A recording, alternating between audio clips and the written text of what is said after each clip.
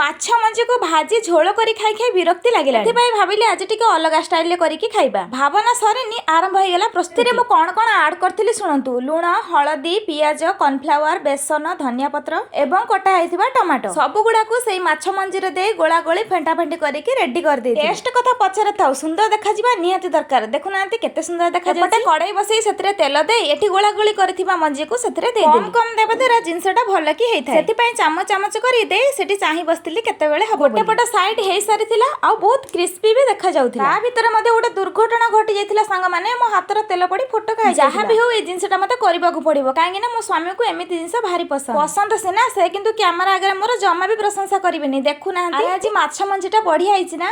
ଦେଖିଲେ ତ ମୁଁ କଣ କହୁଥିଲି, ଇଏ ଜମା ବି ମୋର ପ୍ରଶଂସା କରିବେ। ପ୍ରଶଂସା ନ କରନ୍ତୁ। ଝିଅକୁ ପରା ଗୋଟେ 5 ଟଙ୍କିଆ ଚକୋଲେଟ ଦେଇଦେଲେ, ସେ 2 ମାସ ଯାଏ ମୋର ସବୁ ରୋଷେଇ ଖାଲି ୱାଉ ୱାଉ କହୁଥିବ।